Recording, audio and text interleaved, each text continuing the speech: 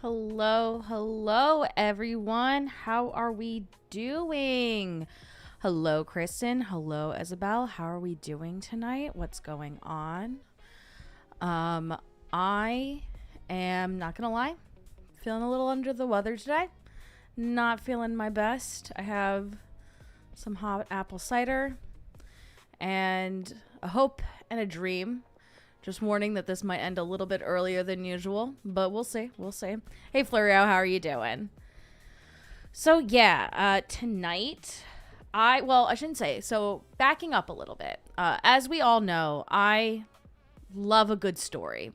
It's almost like I base my whole channel on finding spooky stories that I enjoy. Typically, they tend to be paranormal. Sometimes they're not paranormal. Hi, Vic.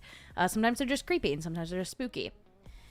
And with Halloween coming up, decorations are starting to go out. I'm starting to think of like what we want to do. And I came across this video when looking for something to talk about. And the title was Spirit Halloween Animatronics Have Really Strange Backstories. And I went, they have backstories?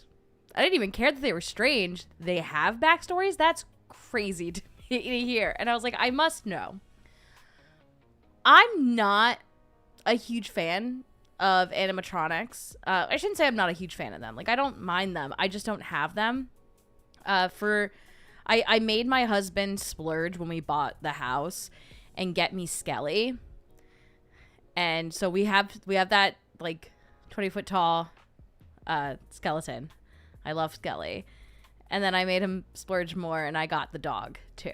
And, like, that's technically an animatronic because its eyes glow, but it doesn't do anything. So that's, like, my extent of it. And I love Spirit Halloween. I love anything that could repurpose one building and make it into another. So before we move on, hey, Vic, how are you doing? Hi, Doug. It's good to see you in here. So did anyone know that the animatronics had stories behind them? Did anybody in chat like know that? Like, I just want to know if I am late to this game and everyone already knew this, or if you're all in the same boat as me going, they had backstories? What are you talking about?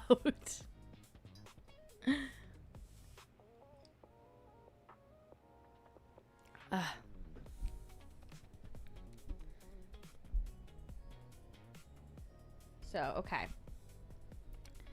We are going to, let me make this full screen. We're going to dive into this. This is from Spooky Guy 444. I lost myself for a second. I didn't realize I was up in the corner. It scared me. And he's going to tell us all about this lore, and we're going to discuss it. When you think of the name Spirit Halloween, one of the first things that probably comes to mind is their massive assortment of costumes in-store and online. And if it's not that, maybe you're like me, and the first thing that comes to mind is their extremely large variety of animatronics over the last 20 plus years of being in the industry. Honestly, neither comes to mind. I think of how well they have been like a parasite but like in a good way, a good kind of parasite if there was one. Like, I love the such and such like building is empty and people like make the meme that like, oh, Spirit Halloween's going in there. Doug says, I had no idea I had no idea. I know they did Spirit movie at one point, but I haven't seen it. Apparently that was last year. I didn't know they did a Spirit movie. I didn't know there was enough backstory because I didn't know there was any backstory. He's very quiet to me. Yeah, it's probably because I was editing prior to this. Here, let me see. Is that good? But maybe you're even more stranger and nicher than I am.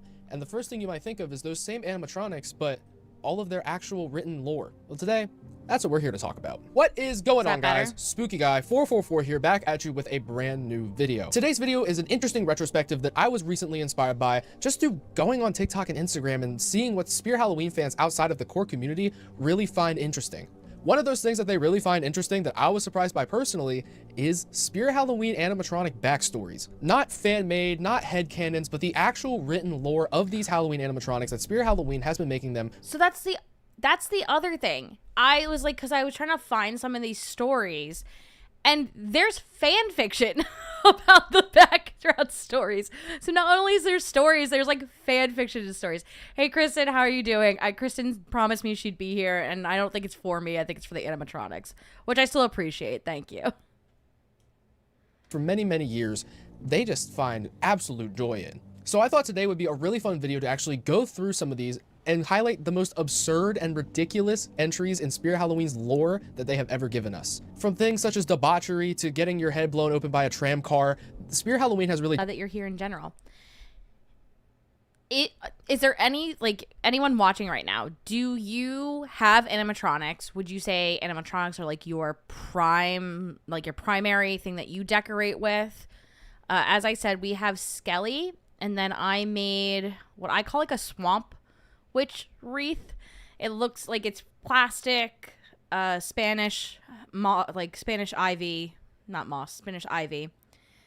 And then I found a bunch of ribbons and tied that, and I make that a garland across our door. And then the first year we were here, I painted masks and put masks up on a tree so it looked like the tree had faces coming out of it. I didn't do that this year. I just did the garland and the skeleton and the dog. But what do you guys do? What do you guys do for your outdoor decorations? Let me know. I'm Spooky Guy 444, and this is Spirit Halloween's strangest animatronic backstories. Here we go.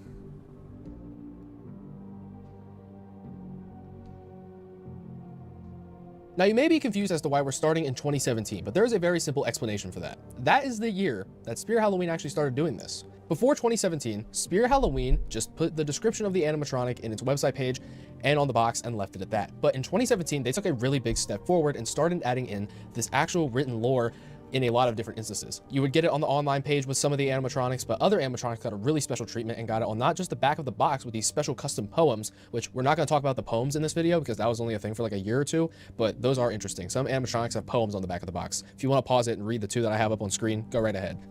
I'm not going to. The print is really small. But also, yeah, I should ask, had anybody bought a Spirit Halloween animatronic? Do you guys know about these poems? Do you have a poem? From 2017, are you checking your box now to see if you have a poem? to 2018, the animatronics were actually given full backstories written on paper inside of the packaging. So for 2017, the story isn't actually anything that crazy, but I wanted to give you guys an example of what we're about to get into if you are still kind of confused by what this even is about. So we're going to look at the backstory for the animatronic Hanging Hellfiend. Also, before I do go over the story, I'm going to give a brief overview of the animatronic that we're talking about. I kept this to props that came out that year, so if I'm talking about the category for 2018, it's only new for 2018 animatronics, so on and so forth. But here, starting in 2017, we have Hanging Hellfiend. Hanging Hellfiend is an animatronic that was manufactured by Crazy Create. It resembles a reaper that you hang on the wall and his body lunges down at you while it talks. He's one that's been a fan favorite in the community for quite some time, and he was one of the first to get his own custom backstory and one of the only ones that have it written on paper. So let's go over that right now. Deep beneath the murky, bloated earth, there dwells a bird. I don't like that you're calling it bloated earth. That's not fun for me. Florio, animatronics are creepy, lol. It's not a Five Nights at Freddy's girly, which is also something that I saw that this year was the first year that Spirit Halloween got licensed to use Five Nights at Freddy's characters to make animatronic Halloween.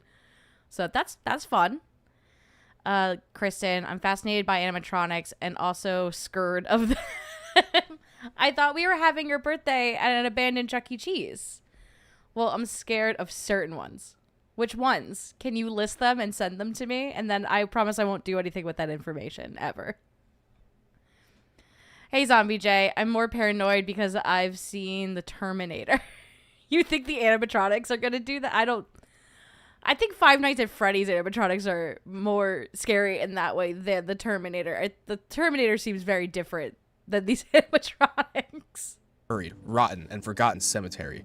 It is in this cemetery that an ancient necromancer resides, stealing the corpses and twisting them into hideous and terrible forms. One such ghastly creature has been cursed with the name Hanging Hellfiend, a testament to the heinous acts it commits. This vile and sickening corruption of the flesh has been given only one purpose from its sinister master: seek out and harvest more bodies, but it may do as it wishes with the souls of its victims. So it crawls through the muck and grime of the decaying earth above, and when it reaches the surface, enters the first house it sees, the family fast asleep never has a chance to scream. Be wary then that you do not sleep too soundly, or you may find something lurking over your bed one unfortunate night. And then after I read the story for these animatronics, I'm kind of be going over my own retrospective and kind of explaining the backstories if they're a little confusing or just have weird plot points, because some of these do get ridiculous and actually have some trivia and extended lore behind them, which I think is absolutely hilarious that we're doing this for Halloween decorations.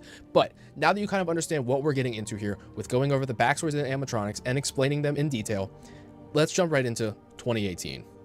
Okay, before we move on with him, Douglas. I don't usually decorate the yard, but my friend Johnny does all skeletons, 15-foot skellies, chicken, spiders, dog, horse, all kind of skellies. That's kind of fun. We've talked about having Skelly out more than just on Halloween and decorating him, but we haven't because we want to seem normal to the neighbors for a little bit. Let's see, Kristen. I have the original Crypt Keeper animatronic from Spirits last Spencer's. That's fun. I want to go to Chuck E. Cheese in California with the full setup. Okay, we can go, but we also have to go to all my Bravo places. It'll be the compromise.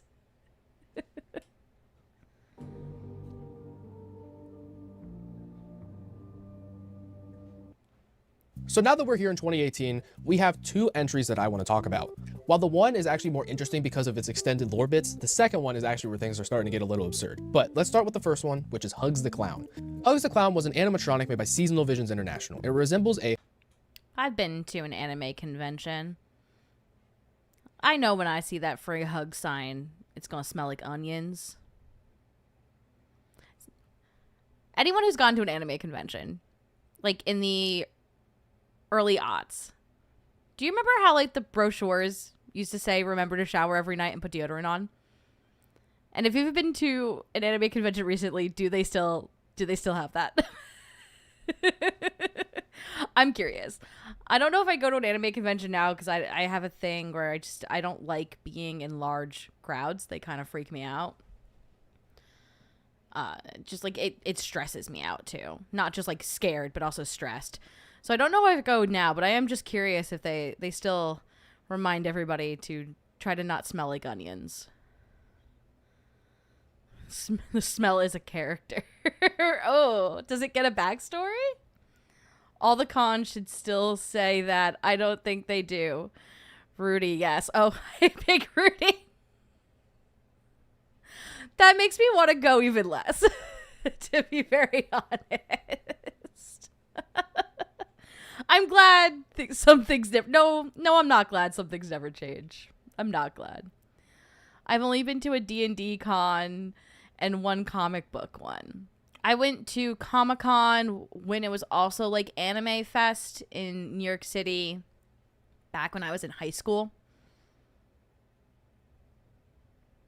So late 2000s, early 2010s. I'm old. I remember going to an anime convention. This was back when they still had yaoi paddles too. This was before like they're like you can't just be beating people. But they would sell the wooden yaoi paddles. And I remember hanging out with a friend and we were like talking about something. And this like guy who's dressed as L from Death Note comes up to us and is asking us something. And we're like, yeah. And he like picks up the thing that we have. I think it's like a wooden sword. And he was saying something about it. And we're like, okay. And then he just gets up and kind of like walks away with the thing. And my friend gets up and like walks with him. And she's like, can you not steal my things? And he was like, oh, sorry. And then ran away. Like bolted. Well, he gave back the thing, but like bolted. So yeah, that's my con experience. Let's see. Hey, Dus, how are you doing? Only one big anime con. Oh, yeah. It was, but like at the time, like, because it was Anime Fest, and then it was Comic-Con, and then it became Anime Fest Comic-Con.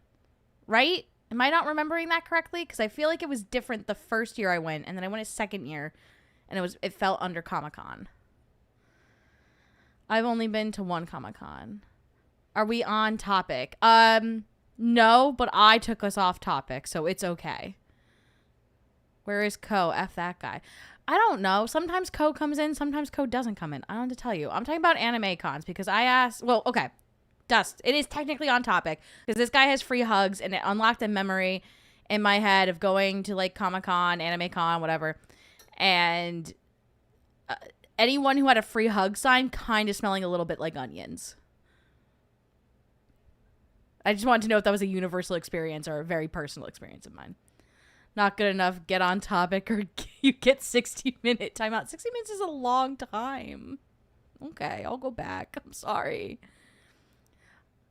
I don't do convention. You can come in. Oh, sure. You can also come in if you want. Okay, bye. Wait. Mr. Fright. Have you ever been to a Comic-Con or an anime convention? He said, no, that's for nerds. He can't answer my question. Okay. Mr. Fright just came back, so. And he got me a water. This way. Okay. I can't do conventions because I get freaked out around that many people. That's what I'm saying. It's too many people now. I get really scared about people. I'm not the target for conventions. Cosplayers make me break out in hives and I fear furries. I make costumes and it should be my crowd, but I can't. I haven't cosplayed. I have a friend who's a cosplayer. Actually, I have 2 friends who are cosplayers.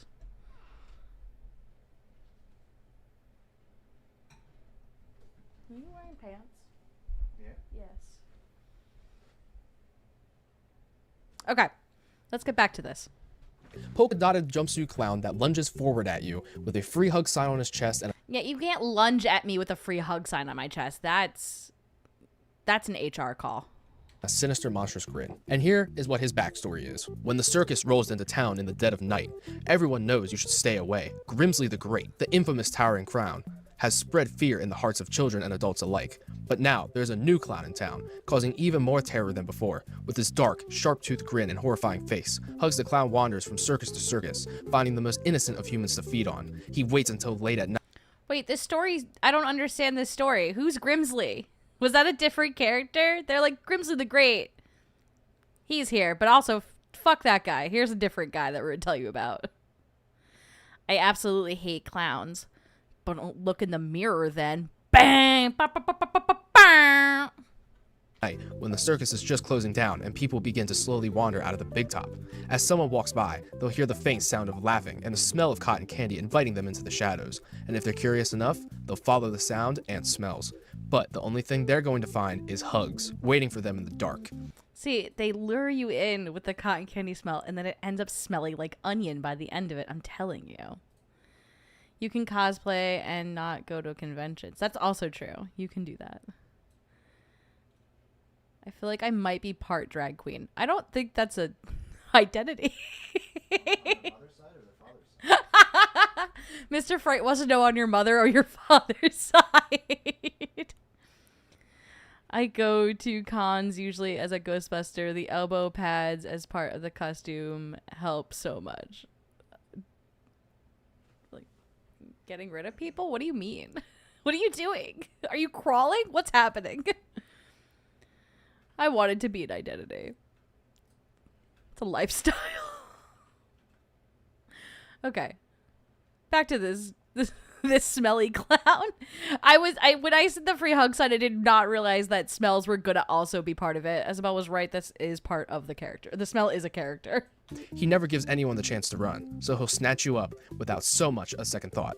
Scared and frightened, his victims try to scream, but it's always too late. What do you mean scared and frightened? Those are synonyms.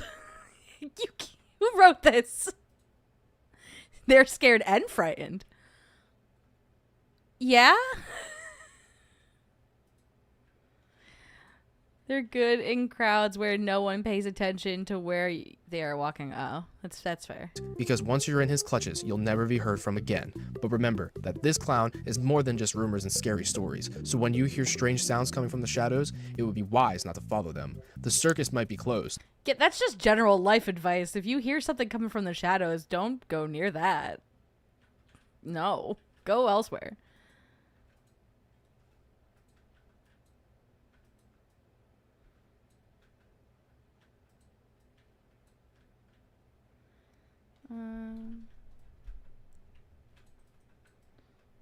Do do do do do.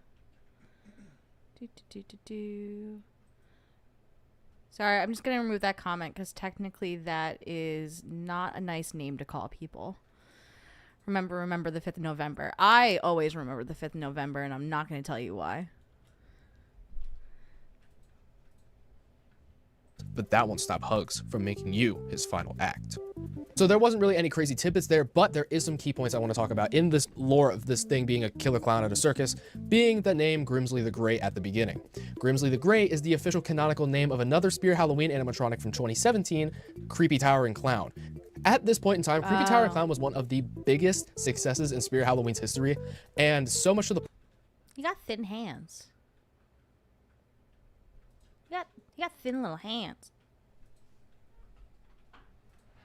Sorry, my one dog's dumb and doesn't realize she could push the door. You could push it.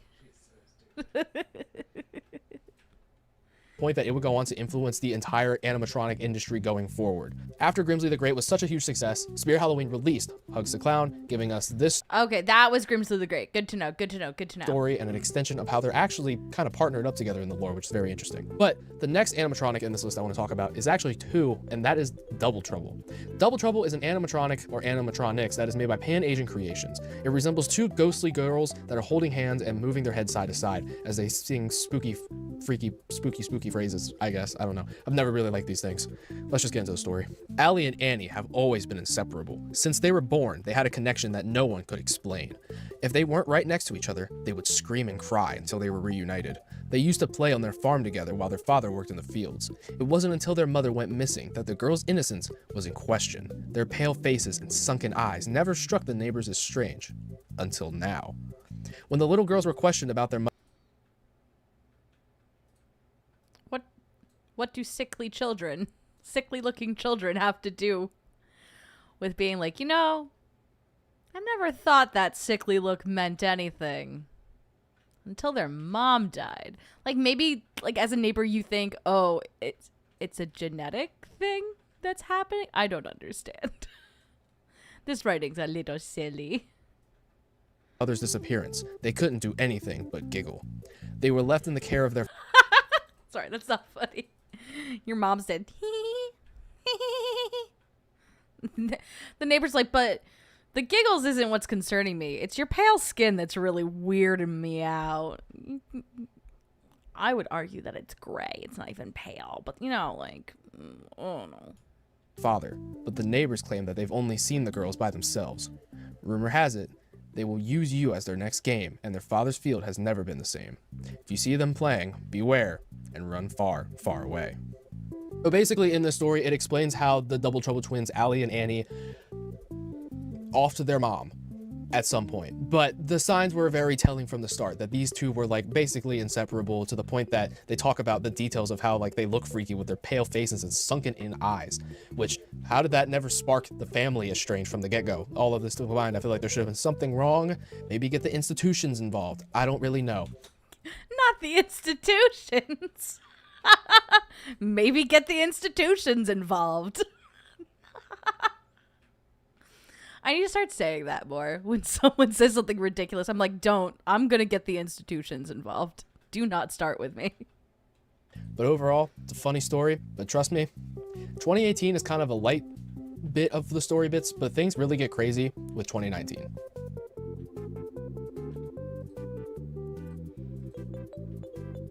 Oh, in 2019, I also have only 2 entries to go over, but you're going to see that the absurdity of these short stories go from 0 to 100 really, really fast. So let's start with Headless Help. Headless Help was an animatronic made by YJ Toys and Crafts. It resembles a butler in a blue suit holding his head and a tray. What was really unique about Headless Help at the time is that I don't like the indent in his chin. Don't take pictures of this. YouTube, don't take pictures of what I'm doing with my mouth. It's upsetting. Like how his like the part for his chin and his lips kind of just like into each other. I don't like that. You know? No? Cool. I'm glad we're all on the same page here, and no one's embarrassed about what they just saw or terrified. It actually came with a microphone so that you could talk into the microphone and its mouth would repeat your words and also come through the speaker. It was The words would be, I like that. pretty cool for the time, but his story is definitely where my interest lies. Preston loved working as a butler. He did his job with passion, and it really showed. One night, Preston made a mistake and mixed up Mr. Ritchie's drink order. Uh-oh. Mr. Ritchie expected Preston to be perfect, and this mistake was unacceptable. He cut off Preston's head with one swing of the sword he had hanging in his living room. But, to Mr. Ritchie's surprise, Preston survived the attack instead of falling to the ground. Preston bent over, picked up his head, and said he'd return with the correct drink. Some say he's still under Mr. Ritchie's spell, so if you ever see Preston, don't be alarmed. He's more than eager to serve you with whatever you need. So basically, Preston was this... Okay, but also, can we all... What are his pants doing? Why does this butler have dropped crotch pants? What's going on? This is an awful fit. This is a very ill-fitting suit. And for a butler of such high esteem, I expect a better fitting suit. Like, the jacket goes way too low. Their drop crotch pants. It looks like he's wearing those barrel jeans that are in style now, which I do not like. I don't like barrel jeans. But, and also, I can tell, because I'm a woman, I can tell those pockets aren't real. Those aren't real pockets. You just put flaps on there. It's all wrong. It's bad. I don't like it. But yeah, so that story. Let's go into that. He was a dedicated butler, and he loved being a butler, and then he messed up the drink one time. So his punishment was to have his head cut off, and then he continues to work after death. Metaphor for how capitalism's a hellscape? Metaphor for the oligarchy? Profound, even? You decide. Butler for a man named Mr. Ritchie, and Mr. Ritchie had a little bit of a crash out and basically attacked Preston with a sword on his wall because he messed up his drink at one point. And then it even gets more absurd because for no real explained reason, apparently this sword or Mr. Ritchie, between attacking Preston or something, had a spell casted on Preston and it made him this undead, ghostly butler with a severed head. It's strange. Is this guy friends with J-Station? I don't know if this guy in particular. I don't know if Spooky Guy 444 is. He seems pretty chill. He doesn't seem like he's making up that his girlfriend died and is now haunting him. I think he's just talking about Halloween decorations. I'm not going to slander his good name. I was going to say something else. Oh, he's like, the guy just like kind of keeps working. Yeah, because he loves his job. He loves it. Almost sounds like he was dead to begin with. I mean, maybe. I don't know. Unclear. Maybe dead inside from all that work. But no, he loved his job. I don't know. Zombie. They be regular person. They just be a regular person. Yeah. Glitter, hey, how you doing? Just be regular person and everything will be fine. What do you mean just be a regular person? What does that mean? Moss, thank you. Barrel jeans are the worst. They are the worst. They look like how people draw cowboys. Like with the U legs, like been riding the horse all day, so like your thighs are kind of stuck and sore. That's what they look like. I'm sorry if you like barrel jeans. I don't like them. They make you have like a U shape in your inseam. And I just don't find that a flattering look. I will also say I am not a fashion person. No one should talk to me about it in that way. I also hate pre-ripped jeans.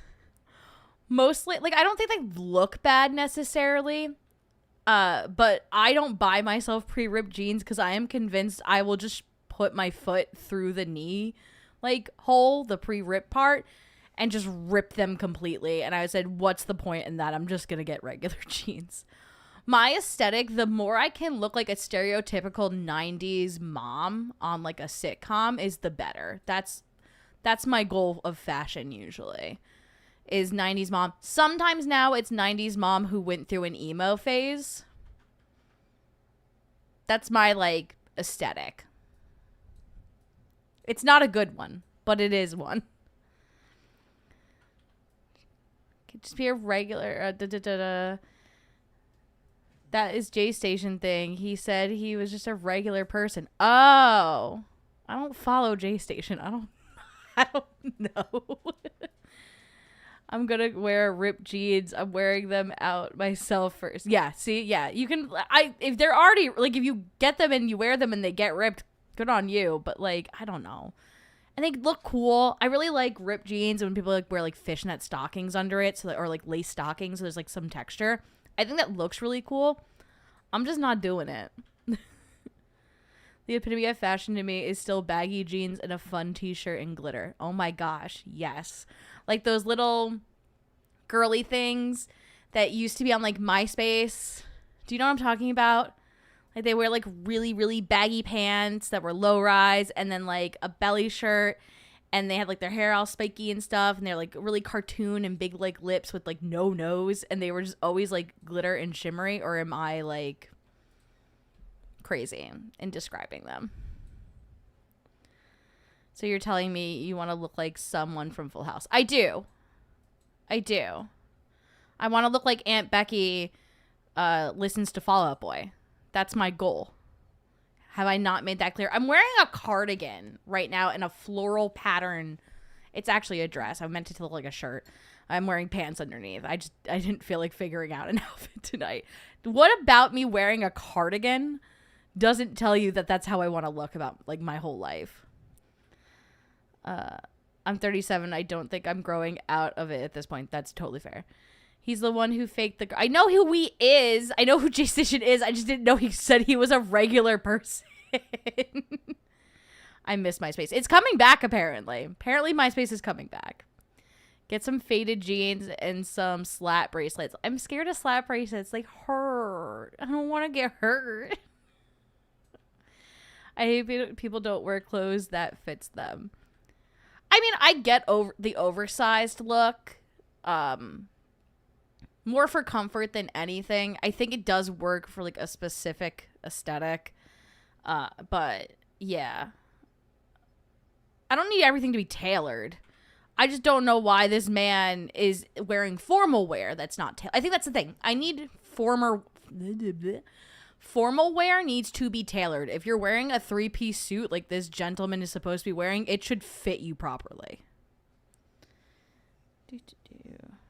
Okay, we're going to get back to this instead of me just yapping. So I think that's kind of the point, right? I'm doing a live stream. I should be yapping. Sorry, that you can't hear it, but I hear my second dog coming down. See, he knows how to open a door. Hey, T-Vex, how are you doing? Did you just tell me you're afraid of slap bracelets? I did. I don't like pain. And like, I was in the generation where people just whack, whack, and I didn't like it. I don't like getting hurt. I'm a baby. I'm a baby who doesn't like getting hurt. So strange, but honestly, it is one of my favorite stories. It's just so funny. It's not quite as funny as Bloodthirsty Betty's. Bloodthirsty Betty is an animatronic made by Crazy Create, and it resembles a little girl in a polka dot floral dress with pigtails that would snap her head up and shake. You could hang her on a wall, or you could have her on the floor, making her a really dynamic animatronic for the time, and personally one that I wouldn't mind owning. I think she's quite cool. But let's look at how ridiculous her story is. Betty always seemed like a typical little girl, until one night her parents noticed that something was a little off. Betty always talked about eating flesh and drink. Is it... Oh, I was going to say, is it the lack of eyebrows? Because for me, let's just go back like a hot second. It's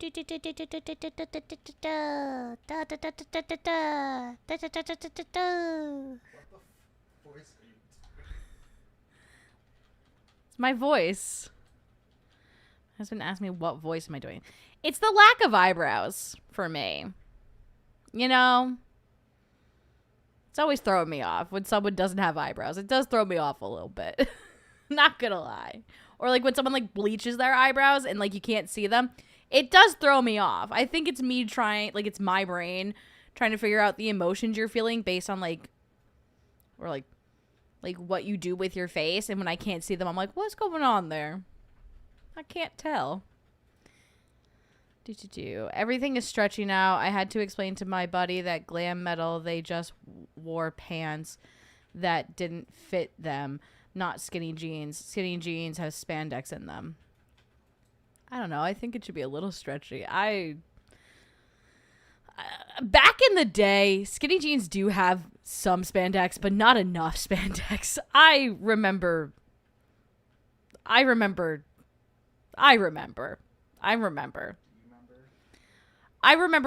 someone wearing skinny jeans, and I knew a lot about him after that. Yeah. They're just calling off now because he's losing all that live person weight. A live person. They're just falling off. Okay, they're just falling off now because they're losing all those alive person weight. You know what? That's fair. Why is his inseam so low, though? Mona Lisa has no eyebrows. And you know what? We can't tell if she's smiling or not. It's a little off, just saying. No eyebrow. No eyebrows give me a little uncanny valley thing. Yes, that's exactly it. Betty got that 5 head. Her hairline is a bit up there. And the lack of eyebrows does not help. I think it's also not only lack of eyebrows, lack of eyebrow ridge. She has no ridge for her eyebrows. It's just like head from the eyes. But let's hear more about her story instead of just making fun of how this animatronic child looks. We're bad people. I hope you all realize this. We're not good people. The proper skinny jeans were never stretchy by memory. Now you know, can buy eyebrow transfer from... You can buy an eyebrow transfer?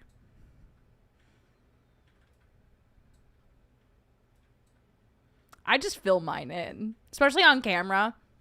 I have it a darker shade that I wear on camera than I wear usually, because like lights always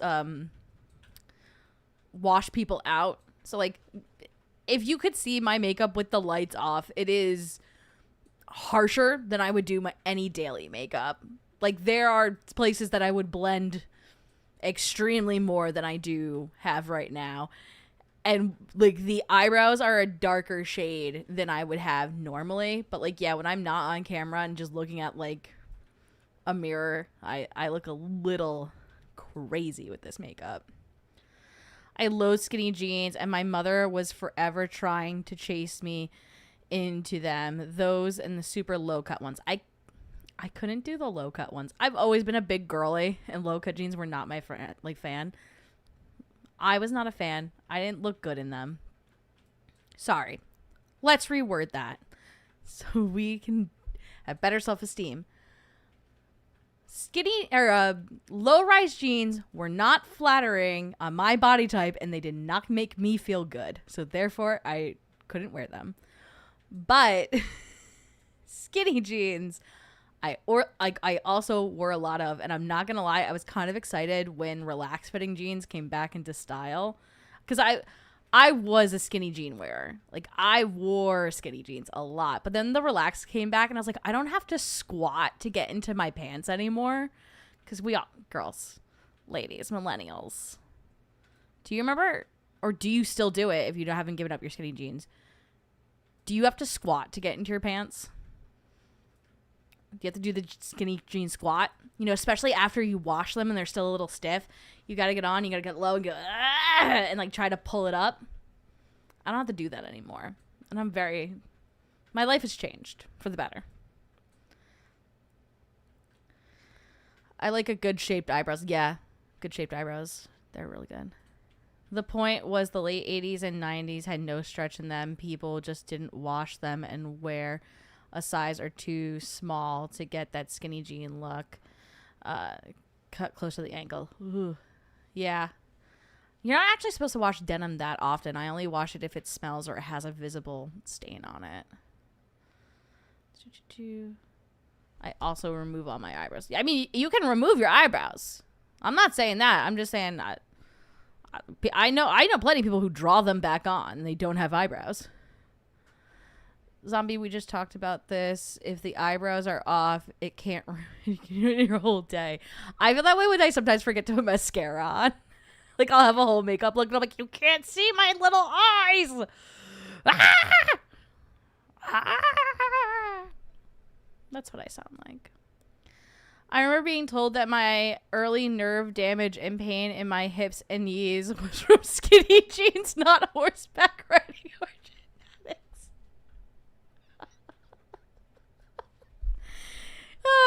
Science. Hey, Darren, how are you doing? I can't tell they're stretchy. Haha. I used to work with someone who shaved their eyebrows and drew on angry eyebrows all the time. Oh, one time she didn't have anything drawn on, and it was more unsettling than the angry brows. I don't like if you draw them on, that's like whatever. But like there's like a thing where like there's like a website you can go to and you can see like celebrities what they look like without their eyebrows, and they look just like extremely different. Like the eyebrows really frame the face in a way that you don't consider until you do something with your eyebrows. I used to go to a brow bar. They don't have it near me anymore, so I don't go. But I would know that the place was really good because they would just like clean up the shape of my eyebrows, but they would make it so clean that I would come home and Mr. Fright would be like, "You look different," and I'm scared. And I'm like, "Good." It was just different enough to scare him. Oh, I just do that for your entertainment. I'm not actually scared. He's actually scared. Don't listen to him. If you could hear him, he said he's not scared, but that's a lie. He's very scared. He can't even make eye contact with me right now. He's so scared thinking about it. No, I'm not. Yeah, he is. Totally fine. He's not fine. He'll never recover. Yeah, never want your eyebrows to be diagonal. They need to be sisters. They don't have to be twins. They need to be sisters. Sometimes they end up being cousins, and that's the I still do skinny 90s brows. That's up to you. I like having a thicker brow personally. Like on myself. It depends on the person. Like it really, really depends. I don't think I look good with a very skinny brow. My sister purchased the eyebrows. She doesn't have them. Doesn't mean to lower the mood, but she's living with skin cancer. It in a fun way, like having a wig. Oh, I'm sorry that she's going through cancer, but I am glad that she can like find those moments to have like fun with it. And like now she gets to play with her brows a little bit and to see like what she likes to do. She can be a little artistic with it. So I understand that's like really sad. I hope that she can change this into a fun hobby for her. Ooh, like she could get like fun ones. She could have like bright pink brows or something like that one day, just like for the hell of it. That's so fun. People tattoo their eyebrows on now too. Yeah, they've been doing that for a while. That's not just now. I've seen a lot of tattooed brow in my day. Same. I accidentally shaved the middle of one of my brows last night. No, it'll grow back. The eyebrows take the longest to grow back, though, I think. Doug, I avoid the tattoo. I prefer microblading. Microblading is serious. I still just do waxing when I like remember to do it. I have PCOS or whatever new name it has now, and it makes my hair quite thin. I'm tempted to cut my actual hair short and start wearing wigs. I mean, have fun with it if you want to. The only thing is that like wigs can end up getting very expensive, especially like if you want like good quality wigs. I would also suggest going to a place to do installations for the wigs, or learning how to do installations for yourself. But yeah, do we want to hear about this child? Now that we've talked about smelly people and skinny jeans. Always talked about eating flesh and drinking blood instead of eating the home-cooked meal she had on the table for dinner. Yeah, that's kind of concerning. I would say that might be an iron deficiency. Have you tried red meat? She might just be a little iron deficient.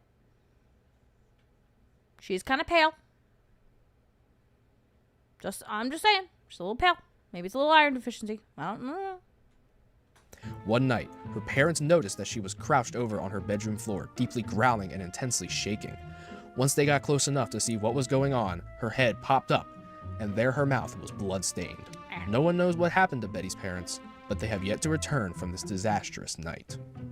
So, this is just ridiculous to me personally because the family had all these telling signs that these should be in the same mental institution that Allie and Annie Double Trouble should have went to, because Betty, since she was young, would always talk about drinking blood and eating flesh.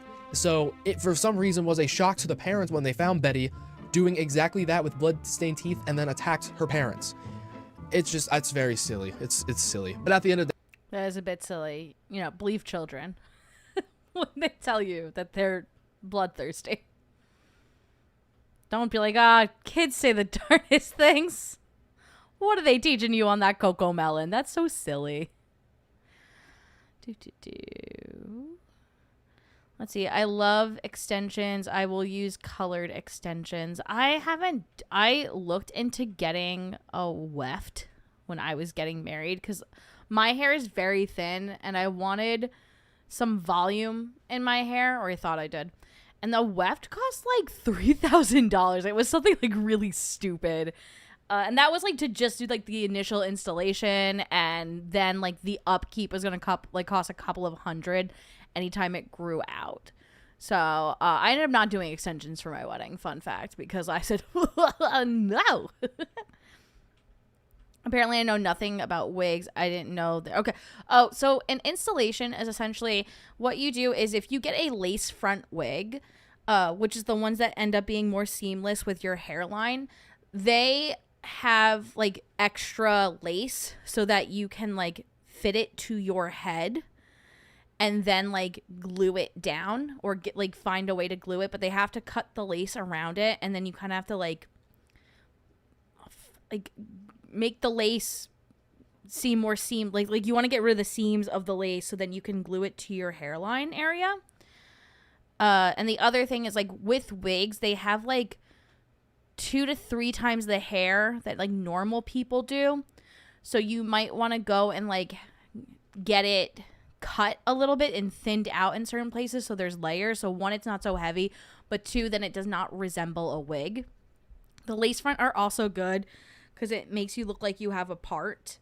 When you have a synthetic wig, a lot of the times they have these like parts that look like this and there's no like skin. Lace fronts will have like so that you can see like skin, or it's a mesh so that when you wear a bald cap and then, or the wig cap, not a bald cap, when you wear a wig cap and then you put that on, it looks like you have like a oh my god, a part. Couldn't think of it, but yeah.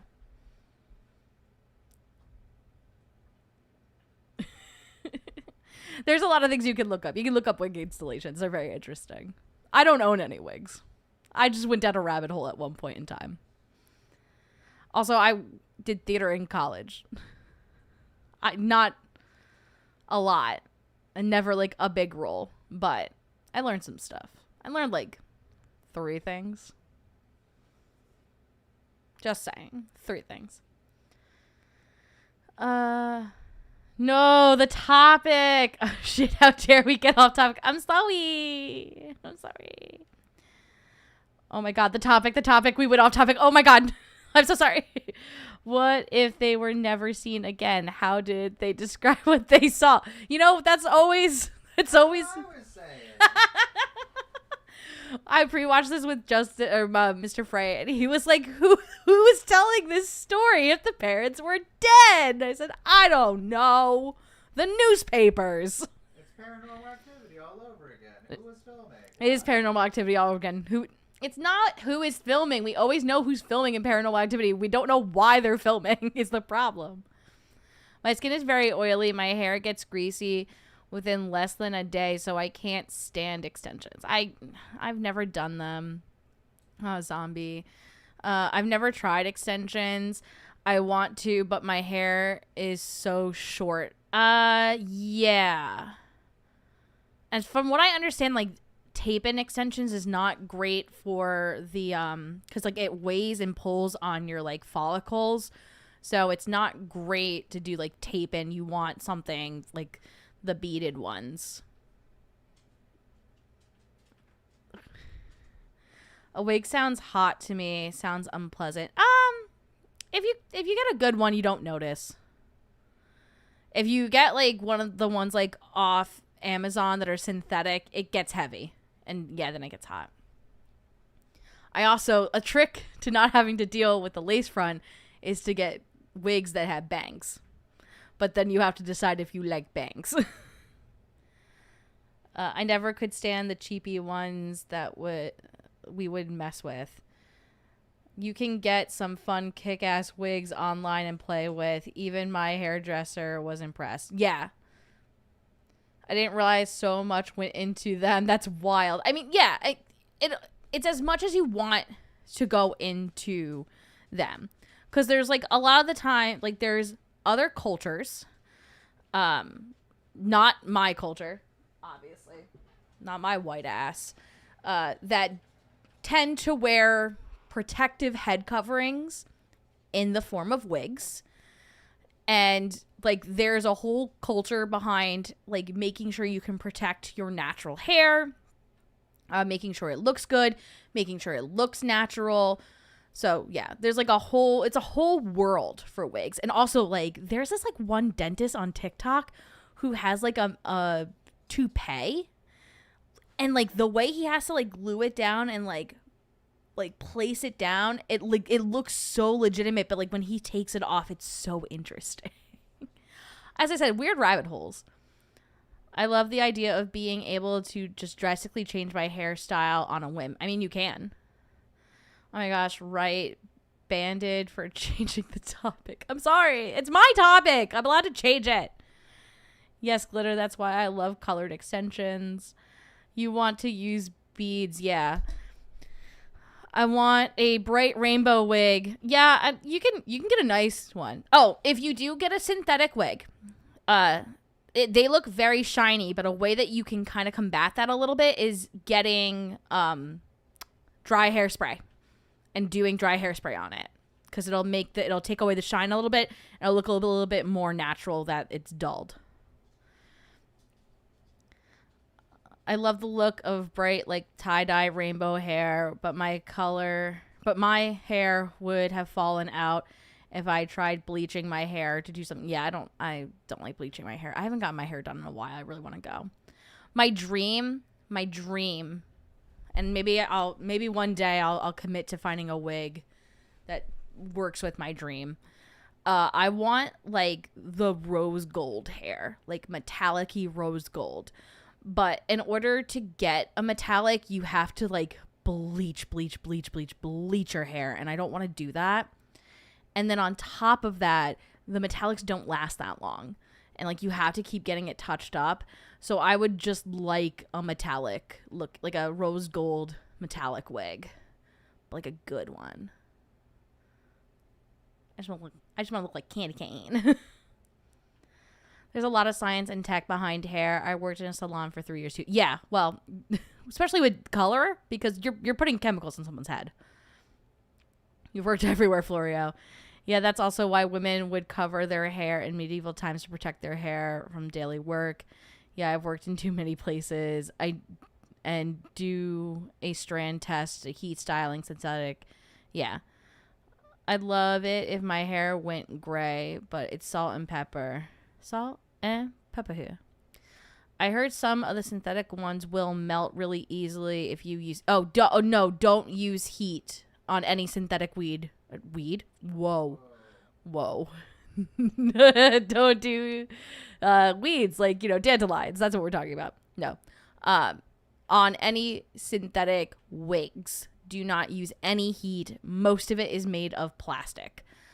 You can get real hair with those colors. You can just find a real hair wig, and they're not too expensive. You can find some on Amazon. And if you find a real hair one, then you should be able to do the, like any heat. But as Florio said, like do a test. Like take a little curling iron and do it. You can also wash those then. And they do get stinky, so you should wash your wigs. Jokes at wigs. My sister's favorite wig is a dirty blonde beach wave bob. The nurses didn't even know it was a wig. That's so cute. I love that. Now she has some fun eyebrow stuff too. That's great. My hair seems to have skipped gray and gone to pure white at my temples. Not that bad. My hair has been the same since I was 16. Long, but my mid back to waist straight, dirty blonde. I can't curl it. I can't do anything with it. If it curls, it lasts for 1 hour. LOL. I'd go get it dyed, but I just can't sit that long. Oh, I love getting my hair done. It's expensive, especially because I have a wave pattern. So I go get a curly girl cut and it gets more expensive. But anyway, back to this topic before Dust bans me. Hey, we do got to recognize that this is just a fun for the fans type of thing, and I am not looking too deep into it. Personally, this video is just us kind of pointing and laughing at something that doesn't, at the end of the day, matter too much. We shouldn't let these get in the way of the animatronics as a whole. If you guys really love or hate these props, these are just fun stories to enjoy, and we can laugh at and smile with together. So with that being said, let's get to what I think is the actual peak of this video with 2020.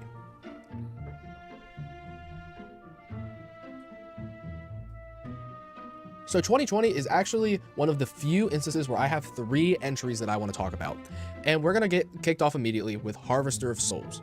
Harvester of Souls is an animatronic made by Techie Design, and it resembles this ghoulish creature with an elongated jaw who, using a fog machine, looks like it's sucking the soul out of a little girl. It's a really cool feature. It's a really cool animation. And it's really impressive, especially for the time. And its story is so funny. Let's take a look. He climbed from the depths of hell to collect souls for his evil horde. The Harvester of Souls will stop at nothing to fuel his army of undead children and wreak havoc on us mere mortals. He has lived for thousands of years in the shadowy gates of hell, feasting on the souls of the lost children and building his army to seek his twisted revenge against the dark-hearted world and the orphanage that cast him aside on his 18th birthday. So basically, Harvester of Souls lore is that when he turned 18, the orphanage that he lived... Okay. So he was 18, and he got kicked out of an orphanage. And then he became the harvester. That, I feel like we skipped a few steps. Like a few steps. You know, you turned 18, had a foster family, maybe like you're out on your own. You know, I'm thinking about like the story of Anastasia, the Fox version of the story, not like the actual historical version of the story. Like, she gets kicked out. She goes on a journey. She does become the Princess of Russia at the end of it, which is like kind of also a big jump, but like she was prior. I don't know. I feel like this is like a little crazy to be like, I'm upset that I'm not prepared for this world, so I'm gonna become a supernatural creature that harvests souls. Like, I feel like we're missing a few chapters in the book. That's all I'm saying. That, by law, kicked him out because he was a full-grown adult. That's what happens at most orphanages, as far as I'm aware. Harvester of Souls did not like this very much, and between the time of him turning 18 and becoming this demon of the underworld with an army, he just got really upset and turned into that demon with an underworld army. I don't see the correlation between being exiled from an orphanage when you turn into an adult and becoming a demon servant of hell. That's just me. I don't know. Oh, now! I meant to pause it. Yeah, okay, I'm glad that we're all on the same page here, where we're like, we're missing like a few steps. Like, maybe a job interview or two. So let's see.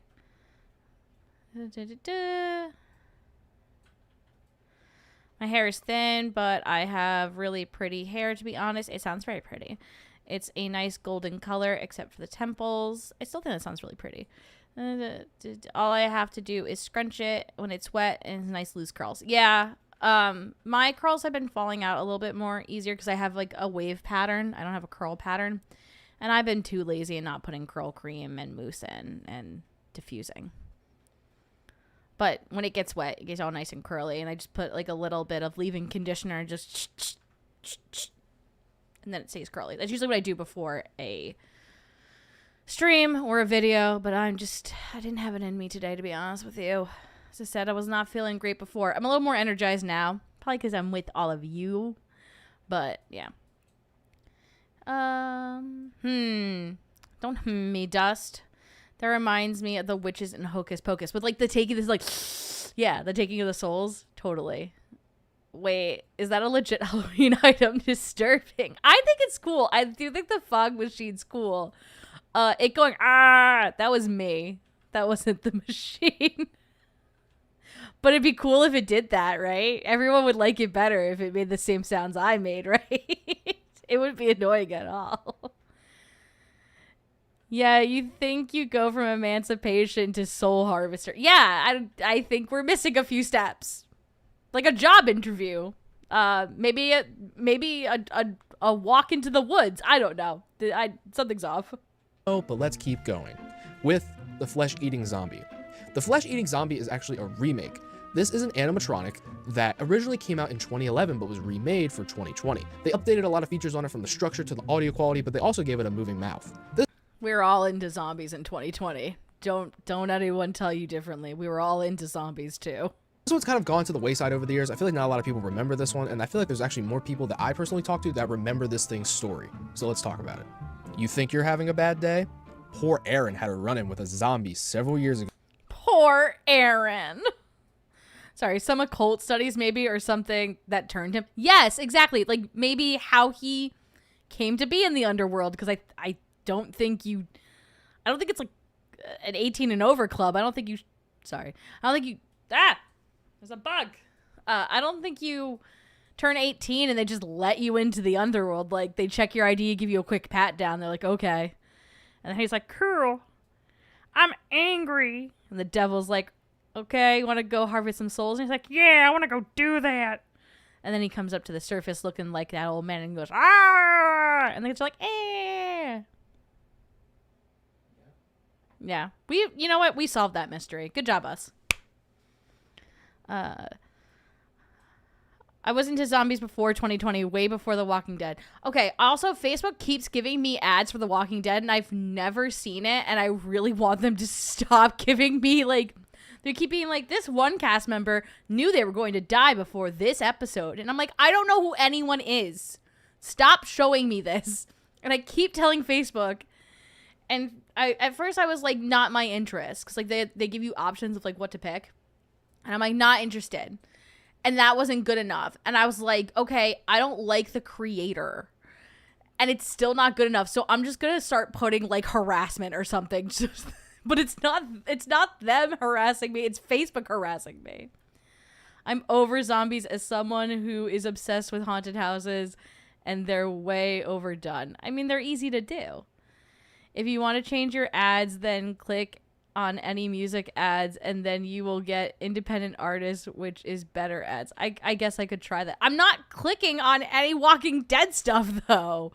They're just like, you like spooky stuff, you have to like this. And I said, no, I don't. Stop telling me what to like, Meta.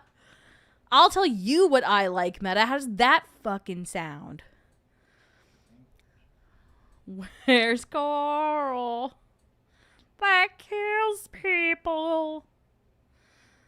I like one zombie, though. Aw, yeah, Zombie J. I'm in love with the movie Night of the Living Dead. I don't like zombie movies. I don't like zombies. I like Zombie J, but I don't like zombies. There's like 2 zombie movies that I actually like, and they're not even like zombie movies. And I bet you can guess one of them just by how I act in general. Yeah, comment what zombie movie you think I actually like. And his life has gone downhill since. Now he spends all his time lusting after human flesh, wearing the same green jacket that he had on when his wife left him 7 years ago. Oh, wait, okay, hold on. You think you're having a bad day? Poor Aaron had a run-in with a zombie several years ago, and his life has gone downhill since. Now he spends all his time lusting after human flesh, wearing the same green jacket he had on when his wife left him 7 years ago. Well, several years is like 3. So did like his wife leave him and he was like a sad sack, and then he got bit by a zombie? Or did he get bit by a zombie and his wife was like, You're kind of ruining, like, my style. I don't like this anymore. You smell rotten. What is happening? I need a timeline. I need a clearer timeline for Aaron here. Oh well. At least he has a tasty snack to keep him busy while you run for your life. As we can see here, our boy Aaron has not had it very good. At some point 7 years ago at the day of 2020, so 2013, his wife left him. Very, very sad news. I'm sorry, Aaron. But from 2013 to 2020, at some point, canonically, Aaron was turned into a zombie. Poor Aaron. Can we get a rip Aaron in the comments, please? And now, can we get a rip Aaron in the comments, please? Everyone rip Aaron. Okay, let's see. What have we said? Doesn't matter. You need to click an ad if you of what you like, or it'll keep guessing. It's guessing wrong. It's not Shaun of the Dead. I love Night of the Living Dead. Zombies are one of my few monsters that actually still freak me out. I just read the novelization of the movie. I will tell you, it's not Night of the Living Dead. It's not Shaun of the Dead. But also, everyone rip Aaron. I'll start the rip Aaron. There we go. Okay. Everyone follow suit. Ah, come here. we're at the final entry, and I'm going to be so serious. I think this is my favorite one in terms of just how absurd it is. So let's get right into the Nightcrawler. The Nightcrawler is an animatronic made by Crazy Create, which takes a lot of inspiration from the cryptid or folklore character of the Nightcrawlers, with its elongated limbs and the fact that it's on all fours and the goaly, ghastly face. It's a really cool animatronic, and its story is so funny. So let's go. It kind of looks like the Rake, does it not? Like, not the hooded part, but like the body structure. Not Zombieland. Not The Dead Don't Die. Thank you for the rip, Aaron. Guys, I like when things kiss. Think about that. I'm playing a game where I can date my whole house. I like when things kiss. What zombie movie is that? Tossed to the streets by deadbeat parents when just a teen, Nightcrawler learned how to live in the shadows, fend for itself, and make friends with the denizens of the night. Years of crouching in the darkness corners of society permanently changed him into a crawling monster that only emerges at night when... What? Okay, so we go from being emancipated to essentially being orphaned, like in not by death, but by like being taken care of, being orphaned. And too much squatting made him into this. Too much squatting made his feet into hands because he has 4 sets of hands. What is going on? The sun doesn't burn its pale skin, and Nightcrawler's beady eyes can find its feast for the night. Lock up your pets and yourself. Why lock up my pets? What's he doing to my pets? What? Huh? Who? Pontypool, I've never heard of that. Lisa Frankenstein? That's not a zombie movie. That's a Frankenstein movie. That's silly. That's being silly. No. Rip Aaron. Thank you. No, warm hearts. Warm bodies. Bodies, not even hearts. See, I'm done good. Warm bodies. There's another one that I really like called Little Monsters too, which is like a different version of the zombie genre. But I would say like Warm Bodies and then Little Monsters. She raises him from the dead. That doesn't make him a zombie. I don't count that because it's not like he could bite somebody and infect them and turn them into another Frankenstein monster. It's not Shaun of the Dead. Hey, Mr. Prism, how you doing? Oh, Mr. Prism, I am working on the challenge that I said I would do for you this year of having one alien episode. I'm working on it. It should come out in September. I'm not going to say you're going to be proud of me, but it is an alien one. Oh, point. She had to work pretty hard to get to the end of that one. So Nightcrawler got kicked out of his house when he was a teenager, and the streets turned him into a beast. That's literally what happened. The streets made him a monster. Those dang streets. I can only imagine. It's just so Someone should do something about those streets. funny to me that you get kicked out of your house, and I guess when you get kicked out of the house, apparently you turn into a cryptid monster creature with an insatiable taste for blood. I'm not quite sure who he met in the time after he got kicked out of his house and what turned him into a creature, but those denizens of the night apparently just messed his psyche up really, really bad. Honestly, that is my favorite section, but there is a lot of really close ones as well, especially in 2021. Denizens of the Night would be such a cool, not like band name, but like whatever Corpse Husband is. Make that, whatever Corpse Husband is / was, make that Denizens of the Night. That seems right.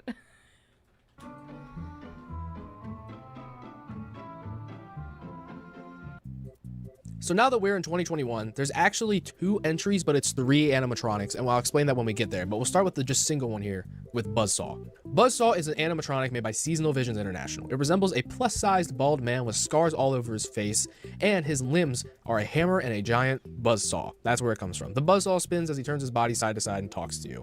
But here's his backstory. Bill, quote, buzzsaw, unquote, Jackson never had much luck in the squared circle. His lumberjack routine just didn't cut with the fans of the local wrestling circuit. Well, Buzzsaw finally found his calling when he decided to swap his real hands for some twisted new upgrades that were sure to turn the tables in the ring. Unfortunately for Buzzsaw, the fan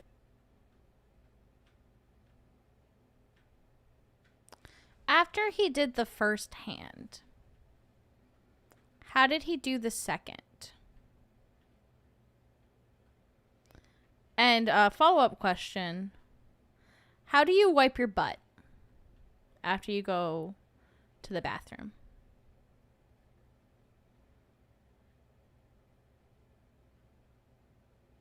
These are my questions. Oh my gosh, Ko's here! Well, Buzzsaw seems like a personality plus. Ko, we were just asking when you were gonna get here. Everyone's in here today. Oh my gosh, Little Monsters, Lupita Nyong'o. I'm sorry if I said that wrong. If you're happy and you know it, clap your hands. Yeah, I saw it once, and I was still teaching at the time. And as an American teacher, I connected to it with, how do I put this on YouTube-friendly terms? Drills we would have to do in case somebody came into the schools and wanted to harm us. And I just, like, very much related to that. And, like, the idea of protecting, like, the kids in that situation.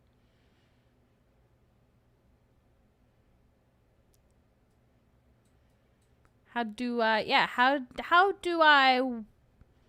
I think the scars on his face are probably from, like, times he, like, had to blow his nose or something, or had, like, an itch. And he went to go, like, itch his face, and it was a buzzsaw. That's what I think. He probably has black eyes from, like, trying to, like, wipe his eyes boogies away. And he actually mallets himself in the face. No, don't stop inviting people, Dust. Stop it. I'm gonna get in trouble. Stop it. Okay. Have fun cleaning. Ask yourself how Buzzsaw would do it, zombie. and spent more time running for their lives than watching him wrestle. Now, instead of body slamming his opponents, he's busy racking up victims and running from the law. So, Bill Buzzsaw Jackson was a not great wrestler with a lumberjack themed aesthetic, which, you know, always cool. I feel like that'd do pretty well in the WWE.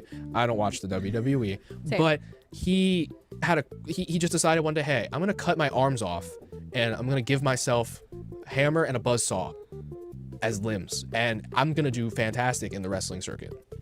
Me personally, I don't think that's quite a smart idea, but you know, if he's happy, I'm happy. Maybe he's probably not happy though, because he keeps running from the law. And now we go on to the second set, which is two animatronics being Henry and Harriet Hustle. Henry and Harriet Hustle are both clown animatronics that are made by Crazy Create. Now, you're gonna see why in a second here I put them together, but let's explain them separately first. Henry is a jump scare animatronic who reveals a second demon head under his main head as a jump scare while he waves cards in front of you.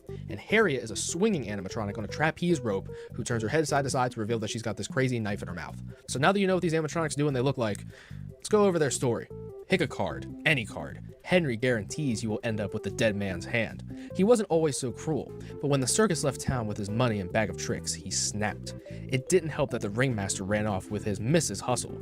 Now, the deck is stacked against anyone unlucky enough to play a hand with him because while you are following the queen, his daughter Harriet is busy robbing you blind.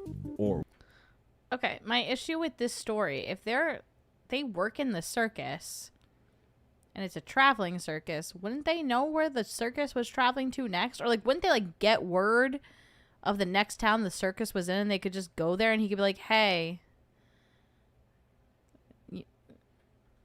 wife, why'd you leave us for essentially a coworker? We all live together. That's really weird." And like I feel like I don't know, I feel like they didn't have to go on a rampage. I feel like they could have just gone to the next town over and maybe started to sort this out a little bit. Well, you're asking the important question. My guess is like all terrible ideas. Buzzsaw thought cutting his hands off was a good idea at the time. Yeah, but like, what about after? Well, what happens if he needs to consult Professor Hans? I don't. That's not essential to what is happening right now.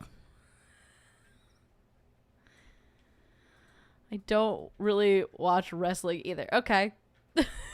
Thank you for telling me. How do you stop Buzzsaw? Just salute him and he goes to his head. That's fair. That's fair. You do as Simon says with Buzzsaw. Aren't all animatronics jump scares anyway? Yes. But all these ones have lore. So they're jump scare plus. Always love a challenge. Oh, it's a father-daughter animatronics. It is. As God intended, a father-daughter animatronic team. It's all a magical carnival. Only certain people can see it. Or something like that. Like Brigadoon? It only happens every 100 years. Stop changing the topic or timeouts will happen. I'm not. I'm staying on topic. We're talking about this. We're talking about the backstory. worse. And now for Harriet's. Harriet is always hanging around, waiting for her next victim. I mean, Mark. She learned all her skills for clowning and conning from her dear old dad, Henry. But when Mom split with the ringmaster, times got rough, and her talent as a knife thrower took on a whole new side hustle. Now she lifts wallets while Dad has you distracted. Just don't accuse either of cheating, or you will end up dealing the next hand 6 feet under. Why does he have a demon in him, though? This backstory doesn't explain why a little demon dude comes up. We all have a little demon inside, you know? I know we all have a little demon inside, but my head doesn't pop off with mine. What is happening? And also, like, I'm not gonna lie, guys, she's not really scary, the little girl. It's more scary for her. You're like, child, you're gonna cut your mouth. Drop that knife. Like, it's, I don't know. Still not as scary as the father-daughter dream team. That's true. There are Power Ranger people in here, and they have a different side of that story. Harriet is a sweet teen killing machine. Never say sweet teen ever again.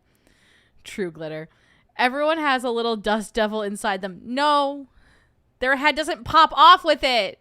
No, guys, you don't understand. I don't care that there's a demon inside. The story does not explain why the demon pops out of the dude's neck.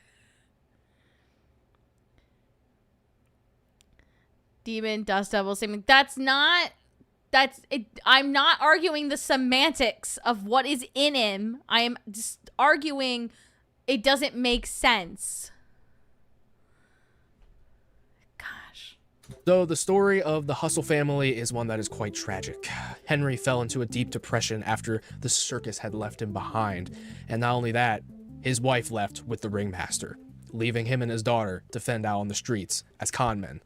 Now, that's funny that his wife left him. Like, that was literally that's the thumbnail of the video. I think it's hilarious, but there's more to it than that. Does everything have to make sense? It, yes.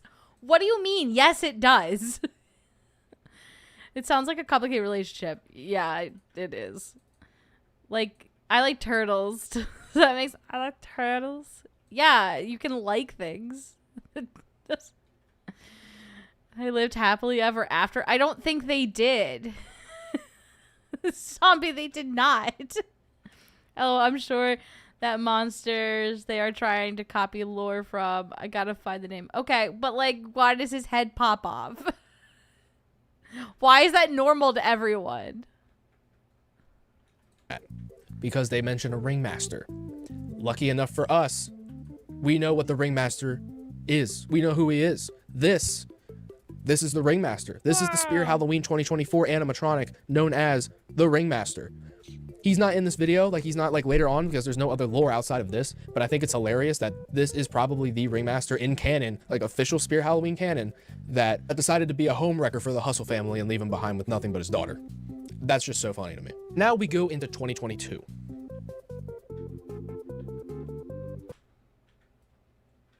Oh. Maybe Florio? I don't know. I think there's a lady. This the one that you showed me, Florio, reminds me of a Junji Ito character. Not a character. There's like a Junji Ito one where like everyone one day wakes up and there's like balloons that are giant versions of their head and they like go and they stalk you and they kill off people. Ringmaster, that's definitely original. It totally is. But also like I forgot. I had a thought about the Ringmaster. I'm very sleepy today. Oh no, they can now do Pennywise and Periwinkle animatronics. That's like a level up from those two. That's horrifying. Looked up cross. Yeah, Krasu. They are borrowing the lore. I guess.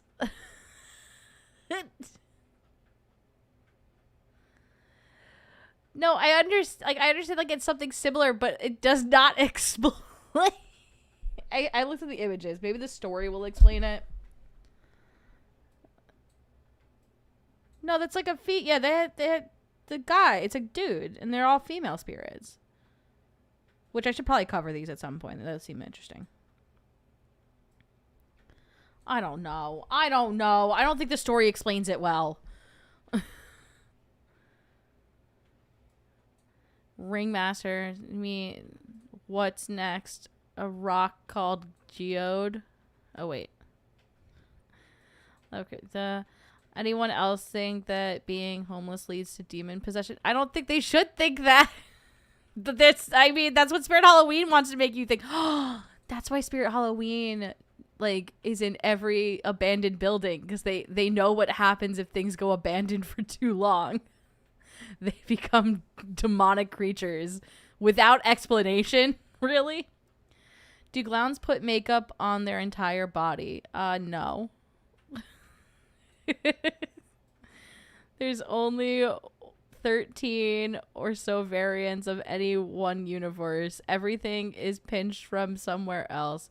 Well, there's like that's saying that nothing's new under the sun. Animatronic is so fake. Look, you can see strings. Yeah, no, they're all fake. We're talking about the background stories go. We're not talking about that they're real. So in 2022, I have more animatronics in this section as well.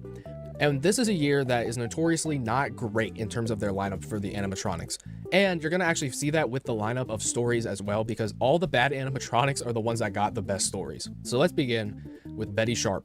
Betty Sharp is an animatronic made by Party Time Latex Crafts Company. It resembles a little girl in a pink dress holding a bag and a knife. The bag rustles around while she has a giant smile on her face. I do not like her design, like her face. And, like, they show her, like, the speckles of blood on her face, and they're too uniformed. I don't like it, but I do like the bag crawling around. I do kind of find that creepy, I must admit. So what's her story about? Have you ever seen a more enthusiastic smile? Think carefully before you answer. The competition for the 75th annual enthusiastic smile? Think carefully before you answer. That's, like, way too uniform blood splatter, you know what I mean? They look like little freckles. You know what it is? You know what's freaking me out about her and I don't like it? No eyelashes. She has no painted on eyelash. And just like just a few, just a little. You know what I mean? Just a few eyelashes. And maybe because her brows are brown and her hair is black. Typically, eyebrows tend to be darker than your hair color. Typically. Answer. The competition for the 75th annual Young Miss Waxahachie, I don't know what that word is. Contest was intense. Dozens of young, hopeful pageant contestants lined the corridors of the local 4-H hall for their chance to shine. However, Betty Sharp ensured that her unforgettable smile was the only one the judges would see that day. As for the talent portion of the pageant... Is that a giant poo behind her? Justin, can you confirm? What is that? Kind of looked like a poo. That kind of looked like a poo, right? It looked a little pooey. It looks kind of like a poo. Hi, Nicholas, the music scribe. How are you doing? Nicholas, the music scribe, do you think this is a poo? Tell the class. Well, let's just say she slayed the competition. So Betty Sharp's lore is that she is just a crazy little girl who really, really wants to win a pageant so much that she decided to slay Queen and take out all of her Slay Queen.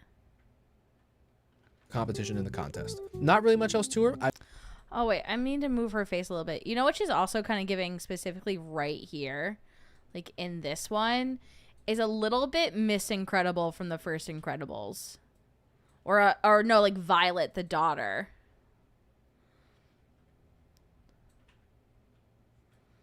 Not, it's ice cream. I guess it could be ice cream. Kind of looks like poo, though. Oh, sorry.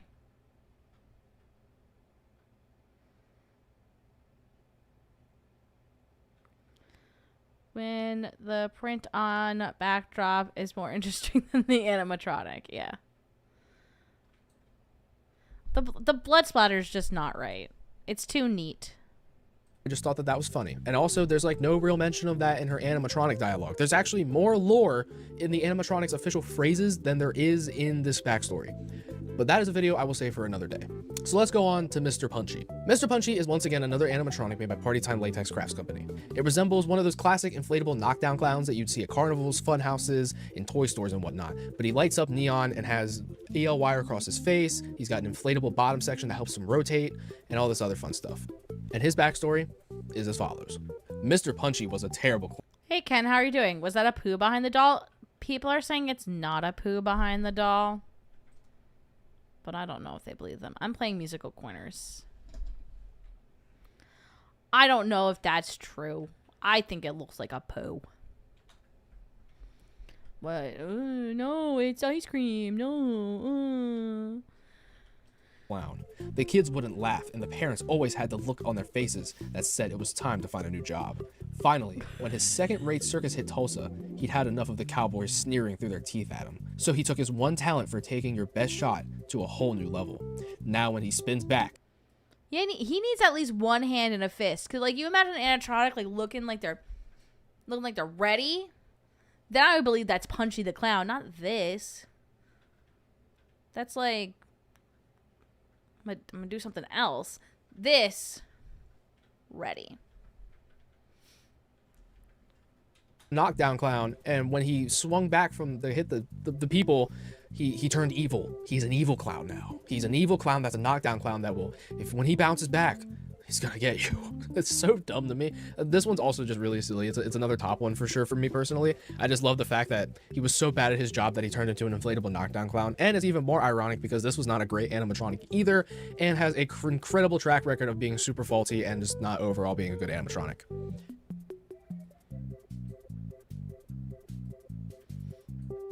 Now we move on to 2023. In 2023, I have two entries, and I think they're both overall pretty good. Starting with Gordo. Gordo is an animatronic made by Sound and... Okay, so this one's super simple, and I would never buy it, but I think I like this one the best with the guts, like, look to it. I think it just looks really, really cool with the guts. Let's see what you were saying. I want a Mr. Punchy. It sounds, Ken, like they're kind of not the best. So maybe we don't get a Mr. Punchy. I'm sorry. They're faulty. Okay, we have a new idea for a spooky new animatronic. It's going to be a killer clown with balloons and smiles sinisterly. Yeah, that's a winning combo. If it's brown, I didn't see it coming out of its packaging. Well, it wasn't brown. It was like white and it was painted on the wall, but it was poo shaped, as Dust has demonstrated with the icon. When I was a kid, I wanted to break the Kool-Aid guy and drink him.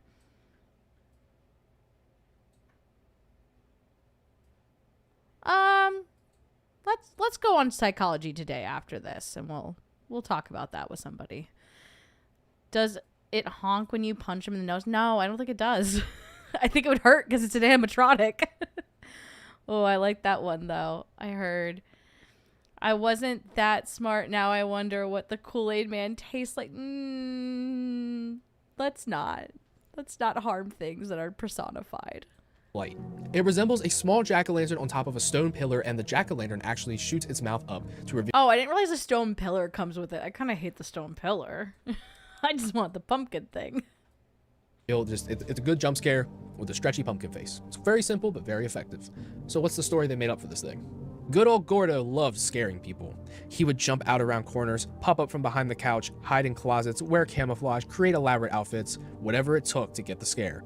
But of course, it's never a good idea to scare an elderly woman, especially if she's a 200-year-old witch. Well, as soon as she gathered herself, the witch cursed poor old Gordo, and now he's permanently grinning as a jack-o'-lantern. Though, it's only up to his appetite to scare you to death. So, Gordo was originally just a dude, he was a solid prankster in his prime, and decided to scare this old lady one day, which, kind of insensitive. I love we gotta love and respect our old people. This is not cool, Gordo. Guys, you heard it here. You gotta love and respect our old people. You just gotta love and respect them. Gordo drew the short straw, did he? Yeah, I think he just booed the wrong person. But this also shows why pranking ended as a thing on YouTube because of Gordo. This is that famous crime we all know about where that one kid pranked too close to the sun and got turned into a pumpkin. It was all on the nightly news. Y'all didn't hear about it? You all need to get cultured. That's all I'm gonna say. None of this explains how his face is cursed. Well, because no. This one explains a lot more than any of the other stories about why this person is like this now. This one, at least he was cursed by a witch. Like, okay. I can understand some supernatural things happening. Kind of like, how, like, Binks is turned into a cat in Hocus Pocus. Like, I get that. That makes more sense. Me being emancipated from an orphanage at 18, and then I'm like, okay, I don't know what else to do. I guess I gotta steal souls now. That doesn't make any sense. This at least makes a little sense. So the 200-year-old witch didn't buy the "it's just a prank, bro" excuse. No, they didn't, and they wouldn't. I mean, it doesn't explain my face curse. Oh, your face isn't cursed. It's fine. But yeah, no, this story has made the most sense so far. You really shouldn't have done that. Imagine if she had heart palpitations. Yeah. Unfortunately for Gordo, though, this was a witch, a 200-year-old entity that put a spell on Gordo and made him into a pumpkin on a pillar. And to this day, he is a mild to decent seller at Spirit Halloween every year. And I feel like that is the bottom of hell, if I had to say so myself. But now we move on to the second entry here in 2023 with Poor George. Poor George is an animatronic made by Crazy Create, and it resembles a clown with actually two faces on both sides of his head as he spins around 360, only having half a body with the rest of it cut off. And luckily for us, the lore explains where the rest of his body went. Oh, good. George was a good clown. He made the kids laugh. The parents Punchy, bad clown. George, good clown. Know the difference. smiled and kept the circus happy. Then, a strange thing happened on Halloween. George was performing for tips in the streets while the circus was on winter break, when an out-of-control cable car careened around the corner and sliced him in half. Amazingly, George's body survived the accident, but his mind... What? What? come from? Are those in circuses? What are you talking about? Careened towards the corner and sliced him in half? They're on a cable. How does a cable car get out of control? What? There's... It uncables. Is this what the Fray was talking about in their song Cable Car?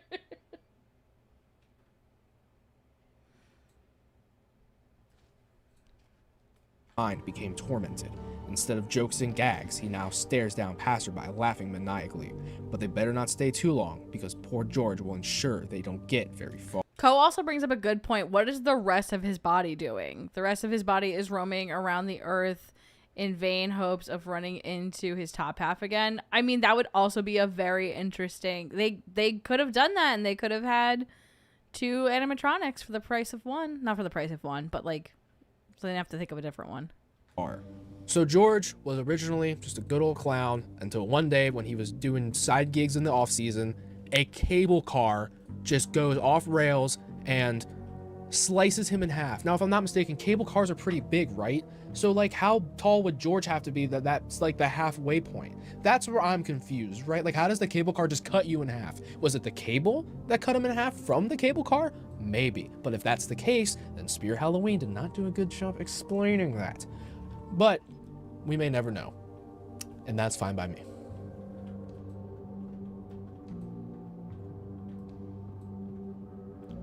So here in 2024, I actually only have one entry that like stuck out to me as a really entertaining Thank you, Dust, for censoring yourself. backstory for an animatronic. And we're going to give that one to the Gravestone Ghoul.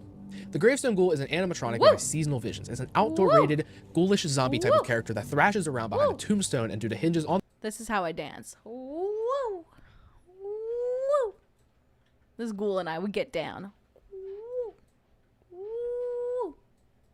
the tombstone, he rocks it back and forth, adding a cool dynamic animation to the character. So here's his backstory. The Gravestone Ghoul loves his job. He has found his true calling in the He looks like he loves his job, and I love his job for him. afterlife. He works for himself, has a prime mausoleum real estate, and gets to spook bad guys.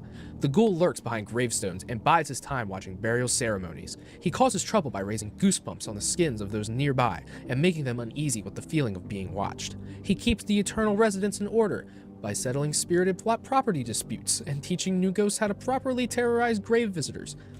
I love this guy. He's very sweet. He's a sweet guy. If you're dead and you're just twerking in the graveyard like that, you have bigger problems. No, you don't. No, you fucking don't. This person is living my afterlife dream. I love this. Just you take this back. I'm protecting Gravestone Ghoul for the rest of my days. I will not hear a bad word about my dancing baddie. Leave him alone. He acts like he has too much funnel cake. Now! When he spots humans who Perfect. vandalize and look to cause trouble after hours, he gladly scares them straight off the hallowed grounds. He believes that every soul, resting or not, deserves a little peace and quiet. This, I know I've said this a few times as like one of my favorites, but like this is one of my favorites, but not for the same reasons as like Nightcrawler or the Hustle lore. I just think it's adorable that this scary monster's whole job is just like being the protector of a cemetery for I love that for him. I stop saying mean things about him. He's not a dancing daddy. He's a ghoul. Stop it. I love these lore descriptions. They are like dating profiles. I like long walks through the tombstones and spirit boxes. Ha ha ha. They aren't real backstories as much as they are clickbaits. Yeah, but I also like it too. It's kind of fun. innocent spirits. He doesn't want to kill you. He doesn't want to eat you. He just wants you to scurry and scurry off of his property. I think this is the most valid animatronic Yeah, Ken, if you watch back later, there was one called a Nightcrawler. ever. He's so valid for what he wants to do. Good for him. That's why I have him back there somewhere. He's right there. I don't know if you can see him. That's Gravestone Ghoul. So you know what? Good for him. I'm really happy for him. He's doing a great job.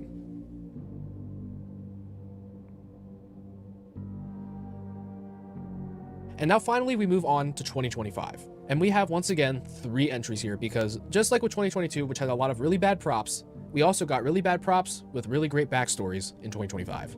So let's get right into it. Starting with Backbend Bonnie. Backbend Bonnie is an animatronic made by Techie Design. It resembles a girl in a red velvet dress who slowly bends all the way backward to reveal herself as a scary demonic vampire type entity. And the lore explains that pretty well. Most of us know the old rhyme, step on a crack, break your mother's back. Yeah. Bonnie was once a little human who loved to play this game, avoiding the cracks, until one day she decided to walk on them deliberately and defiantly. As she stomped on the second crack, Bonnie's back immediately snapped and made hideous cracking sounds. Was she a mother? Well, I don't understand how that would break her back. That doesn't make any sense. That's not how the rhyme goes. She lost control of her limbs and suddenly became ravenous for blood. She passed a nearby glass window and was... Why would that turn her into a vampire? What? What is happening? This doesn't make any sense again. Why? Was mortified that she had turned into a vampire. Sharpened teeth, no heartbeat. Even her fingernails seemed to have suddenly lengthened in mere seconds. If you happen to see Bonnie stomping on sidewalk cracks... I don't like the term mortified here, because like mortified suggests that you are scared and embarrassed at the same time. And the idea, she's like, oh no. Ugh. How could I do this? How could I become a vampire? That was not my intention. How embarrassing. Uwu? I don't think Uwu was the appropriate one for this one, hon. I don't get it. I don't understand. I don't like the story. I should probably go. What do you mean you should probably go? What are you talking about? I like this story. Ken, it doesn't make any sense, Ken. None of them made any sense. The ghoul one made sense and the Gordo one made sense. Those two make sense. You were right, the rest don't, but this one super doesn't make sense. Why isn't it that she just fell down some stairs? Why does she have to be a bad person? Why? I don't even think she's a bad person. She's a child that stepped on cracks one day. What I don't understand is why is she a vampire? Why didn't they, if she's a vampire, just make her a story where she's a vampire? Say she's a vampire in a limbo contest. I don't know.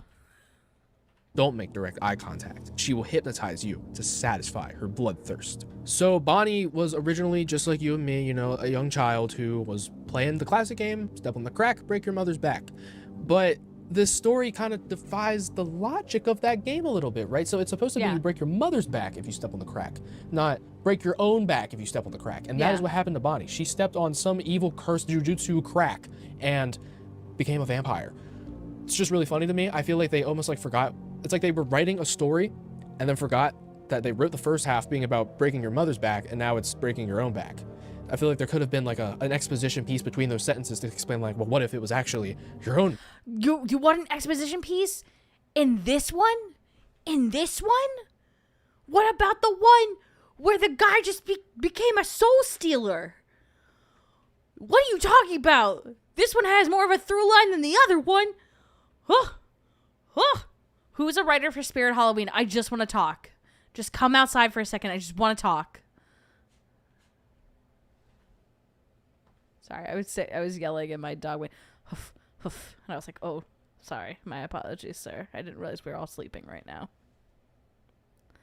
Everyone apologize to my dog. Thank you. Back. But they did not do that, unfortunately. So let's keep going with Crypt Countess. Crypt Countess is an animatronic made by Seasonal Visions International, and it resembles a 7-foot-tall ghostly lady with chains around her wrist as she floats in the air with this almost dance-type animation. It's very weird, very awful, personally. But let's look at her story. Oh, I'll stop Unlike then. other legendary monsters, the Crypt Countess was not conjured up by a mythical being or made into a cursed creature by a mad scientist. She was a midwife with a sour demeanor and an unfortunate, menacing 7-foot frame that scared the local villagers.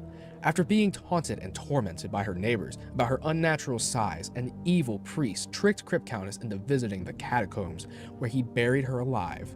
Centuries later... Why? What the hell did she do? What? She was just a very tall lady? Also, she's a midwife with a sour demeanor and an unfortunately menacing 7-foot-tall frame. Well, maybe she was sour because everyone was nasty to her. A tour group visiting her scenic European village unknowingly trampled all over her bones. Upset by the rude awakening, she vowed to torment anyone who disturbed her crypt. Be careful if you visit the catacombs. You'll have to scramble into your own tomb before she catches you. Wait, is it a crypt or the catacombs? Because those are different things. What in the beanstalk did she fall from? As much as I hate this prop, I do kind of feel bad for her. Imagine being a tall queen and your entire community just hates you for it. So much to the point that they have their own church and state kill you for just being a tall baddie. That's kind of ridiculous to me. Yeah. I feel like I wouldn't let that slide in No. 2026. I'm just saying, we're not going to let that slide. No, justice for her. Justice. I hate this. I hate that story. That's not going to slide now. I feel bad for her. As much as this prop sucks, she deserved better. She deserved better. She's just doing her job. And everyone's like, you're too tall. What is she going to do about that? What is she going to do about that? Y'all love Lady Demetrius, but now you don't love her? Huh? Huh? Huh? Why? Why? Explain it to me. Why? But let's move on to the last one with Headcase Harry. Headcase Harry is another animatronic made by Seasonal Visions, and it resembles a clown with an orange and white color scheme who has two heads conjoined together that interact with you and each other. So what's Headcase Harry's backstory? Let's take a look. Headcase Harry wasn't always a threatening two-headed monster. I like how in most of these backgrounds there's just like random skeletons hanging out. There's one of these guys have party hats. It's kind of fun. He and his brother were once a good-natured carnival clown act who performed tricks and delighted children with playful antics. Until one day, at a carnival appearance, a not-so-nice bully threw a brick at them and hit them both right into their heads, which awakened an angry alter ego named Harry. Harry no longer inspired joy, just like the brothers once did. Harry transformed into a menacing monster clown, looking to add your head to his collection. Don't be fooled by his sweet smile and handful of candy. Headcase Harry uses sweet treats to lure you in right before he brings down the knife. So wait, were they always conjoined? Because it's like he and his brother were once a good-natured carnival clown act who performed tricks and delighted children with playful antics, until one day at a carnival appearance, a not-so-nice bully threw a brick at them and hit them both right in their heads. So were there... okay, I'm going to assume they were always conjoined. Right? That's the assumption I have to make. Not that like they got hit so hard that they ended up conjoined. I'm only asking because a demon popped out that one guy and there was no explanation for why that was happening. And the one guy had his head cut off and he still kept living and decided to be a butler to the man who cut off his head. So I just want to understand the story. That's all I'm saying. He once had a brother and they were both clowns. And one day during one of their acts, they had a bully throw a brick at one of their heads. I guess it was Harry's head. And it made Harry reveal that he has this, like, oh my god, what's the movie called? But also, like, yeah, he said a brother. So, what's the brother's name? What's happening? It's like the monster from Malignant that comes out of the person's, like, back. That type of thing. Where it's just there and it reveals itself. Or like the little thing on Peter Griffin's neck in that one episode that turns into a mini Peter Griffin. It's like that. That's how Headcase Harry became this two-headed clown. I think that's hilarious. I think that that's a really funny like stance, especially that it just spawned in from being thrown a brick at its head. It's really funny. It's really entertaining. And I think it's a really good way to close out this video.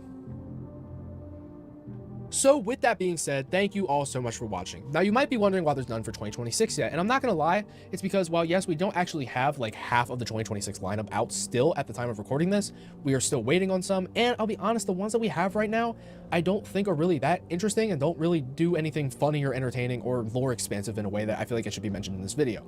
But that also gives us a lot more opportunity to make a part 2. So like I said, if you guys do want a part 2, comment down below and let me know. And with that being said, thank you all so much for watching. I'm SpookyGuy444, and I will see you all next time. Goodbye. Okay, and I'm gonna put his channel in the chat. You guys go check him out. If you like this, please go over and subscribe. Please leave a comment. Please like the video. Just so he knows. And so we don't feel like we're stealing stuff. Because we're not. We can't make this content unless he makes content for us to talk about. So actually, he had another video with other strange backstories, and then he has one about like a ongoing plot with Spirit Halloween and like a nuclear Fallout series. So not Fallout the series, but like Fallout after a nuclear destruction. So I think maybe one day I want to cover those, but I will only cover it if we tend to like this, especially with like spooky season coming up and stuff like that. So what's with the Haktua sign? I don't know. I don't know him personally. I can't tell you. But yeah, so if you like this, just like let me know. And you can let me know by letting your friends know. And let's see. What did my last live stream get for likes? Hold on one sec. What did my last live stream get?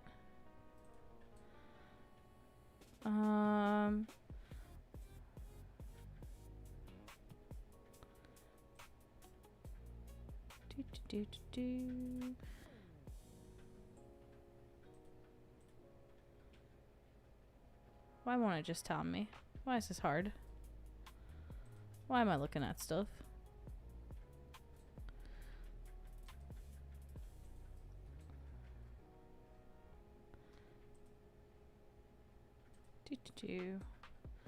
Sorry guys, this is boring. My last live stream got... Stop. There we go. 21 likes. So let's say if this gets to... We'll keep it easy. If this gets to 15 likes, then we'll do another round talking about the lore of these animatronics, if you like that. So yeah, just let me know. Yeah, I'm gonna start wrapping it up because, as I said, I've been kind of tired today, and it was great hanging out with all of you guys. It did bring up my spirits a little bit, but it's hitting me again. I'm getting tired. So before we go, make sure you like, comment. You can comment after as well. It helps in the algorithm. Like, comment, subscribe if you haven't done so already, or share. Because here at Lee's, first off, I ask you to pay rent. And the way that I ask you to pay rent is through likes, comments, shares, or subscribing. But you know what? I'm a nice landlord. Even though I ask you to pay rent, I offer something in return besides content and videos and entertainment. And, you know, my hard work in this hobby. Because I like to give you more. So what do I like to give you? I like to give you 10%. I like to offer 10%. 10% of what you're asking? Well, you could get 10% more likely to be included in an animatronics backstory. You could be 10% less likely to get your least favorite candy on Halloween when you go trick-or-treating. Or you could be 10% more likely to be an animatronic yourself and you just didn't know it till now. But you won't know until you like, comment, subscribe, or share. Or it could be 40% if you do all four because it builds on itself. That being said, I'm very sleepy, but I do appreciate it all so much that you all were here with me tonight. I hope to see you in the next one.